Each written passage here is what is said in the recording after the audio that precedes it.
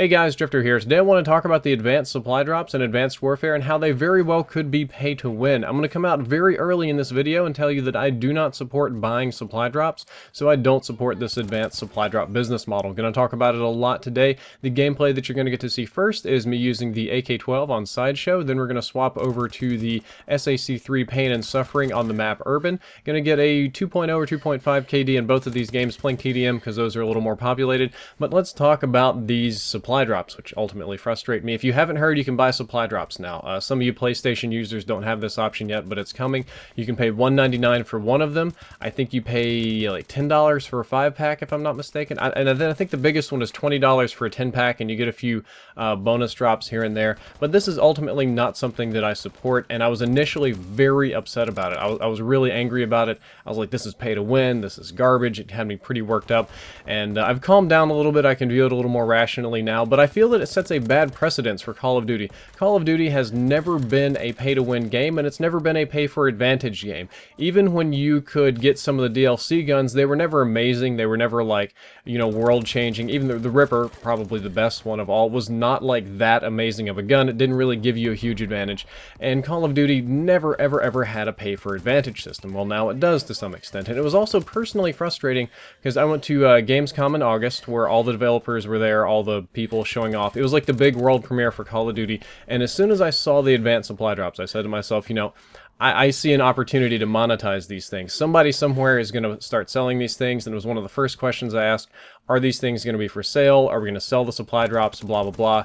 And the answer I got from multiple people was an unequivocal no. Said they're absolutely not going to do this. We're not going to monetize these. Well, somewhere between last August and now, the decision was made to sell them, so I feel like I was deceived there. Probably not deceived. There probably wasn't that plan at the time, but just somehow, somewhere along the line, somebody changed their mind and now we're selling them. But the question remains, are they pay to win? Let's briefly define pay to win first. Pay to win is where all of the best items, all of the best gear and or levels or some sort of inherent advantage can be bought. You can skip leveling and go to max level. You can skip unlocking, earning, and just buy all of the best gear, all of the upgrades, enchantments, whatever.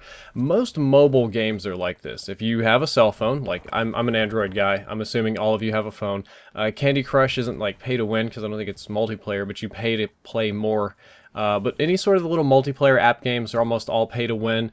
A lot of free to play games are also pay to win. Some of the ones that I personally do not play these games, so if I'm mistaken, please don't rail against me. This is what my friends that do play these games tell me. Tome is very pay to win. It's kind of like a League of Legends kind of thing. They pay streamers a lot to play it too, which is kind of irksome. PlanetSide is not as pay to win, but it can definitely get there if you buy all your ship and weapon upgrades.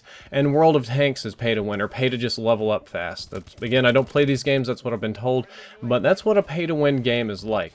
I still don't feel that these supply drops are pay to win, but they're definitely pay for advantage. If you pony up money and you buy a whole bunch of these, you can potentially, and potentially is the operating word here, get an advantage over other players because you're paying for random unlocks and variants. And some of these variants are very strong. There are some people in this community that the variants don't make a difference. I disagree. Some of them are incredibly strong. We'll take the ARX Hole Puncher, the BAL Obsidian Steed. The AK-12 Rip, actually not the strongest or craziest ones. What are some other really good ones? Oh yeah, some of the ASM-1 variants, Strider, Speakeasy. You already get the Magnitude for free, so that's pretty good. The Amelie Heavy is an excellent variant, or Subverter, or there's just tons of, you've seen my elite weapon, the EM1 Poner, that's a very strong one too. If you buy all these supply drops, you can get some of these weapons, and you might just have an advantage over players that don't have them situationally. More often than not, players have at least one or two elite variants here and there, and most people that I know have at least one good one, but you might have a better one for that situation. It might just give you an inherent advantage. This does not guarantee a win. You're still very killable, not higher level, not superpowers or anything. The advantage isn't the hugest, but it is there, and that's something that I don't like seeing in Call of Duty, because all Call of Duty has always been a fair game. Balanced? Maybe not, but always very fair. And it sets a precedence for buying things that change gameplay. And again, we've had DLC weapons in the past, but they weren't that major. Now you can directly buy something that can change the gameplay or your base weapons without even buying the DLC or anything like that. And I'm not comfortable with that in my Call of Duty. I miss my old like even playing field kind of COD. And this leads into the slippery slope argument. Right now, this isn't the worst thing in the world. The game is still very playable. The only difference is I do see a lot more elite variants now, or some of the better professional ones, but hey, that happens. It's not the biggest deal. The game isn't broken. I can still play it, enjoy it just fine. And it's more or less okay at the moment. But I'm worried about what could be coming in the future, what could be coming in Treyarch's title, what could be coming on down the line for Advanced Warfare. Imagine paying like extra money for all elite crates, or just paying money to unlock individual guns or something like that, which you can actually unlock those through Prestige Mastering. We're going to get there in just a minute. But it kind of worries me about the future. The now is okay, but the future is very concerning. I don't want to see a Call of Duty where I have to pay a whole bunch of money to get the best stuff, even to compete. But there are counter arguments to what I just said. Now, what I just said is what I believe, what I feel, what I support, blah, blah, blah. The next little bit is where I'm going to be playing devil's advocate and trying to be a reasonable, logical human being. The counter argument is you can get most of the best weapons through master prestiges. Like, if you go through all of your master prestiges, you get prestige master, and then you get like 15 more that takes forever. A lot of people are upset about that, which I thought was kind of funny because a lot of people wanted more prestiges, and when we got them, we complained about them, but that's neither here nor there. You can get a lot of amazing weapon variants just by doing that. You can get the Obsidian Steed, I think you get the Strider, you get the AMR9 Banger Pro Pipe. Yeah, Pro Pipe, that's a really good one. But you do get a lot of the really good variants just by going through these master prestiges, so you can earn them. They're not walled off against the pay gate. You can just play more and do that. And you can earn all of the same items from the advanced supply drops and regular supply drops. I think there's actually a few cosmetic items, like the exos and stuff that you get from the advanced supply drops, not a big deal. But the same weapons you can get just from playing, and most people do have a couple of these weapons. Matter of fact, I got a few duplicates. We all get duplicates, and we love those, right? But most people will have a couple of the things that they would get from buying a boatload of supply drops, so it's not that bad, is it? And it also kind of helps balance out the game for, we'll say, older gamers or people that can't game like 8 or 10 hours a day, because in a game as old and established as Call of Duty, you have people my age that have been playing forever, and we have things called jobs. I don't have a real job, don't worry about that. And we'll say if you have a job, you work, you can't play, you know, 4, 5, 6, 8, 10 hours a day like some of these people. And the people that play all the time are going to have all these crazy weapons, and you won't have them, and the playing field won't be fair, but you'll have a job, and you can spend some of your money to unlock these crates and get better gear and kind of catch up.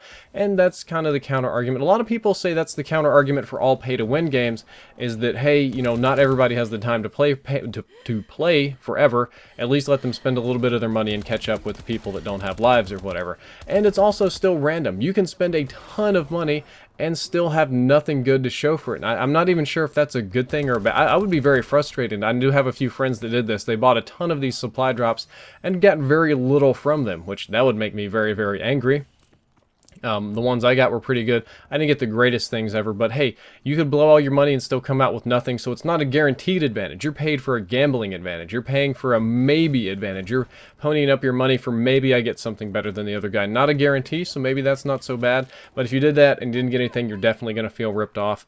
And those are the counter arguments. They're very logical, but the core thing that I feel that we're missing here that would actually make this a great idea, the thing that would make this from a frustrating idea to a near perfect idea, is if we in some way copied CSGO's weapon system. If you're not familiar with CSGO, that's Counter-Strike Global Offensive. It's Valve's one of their 2 big esport games. And they introduced a crate system to where you can buy or earn these crates and open them up, and there's a random chance you'll get a I wouldn't say a weapon variant. I'm trying to use the right words here. So I play Counter-Strike very, very, very little, and I don't want to say something stupid.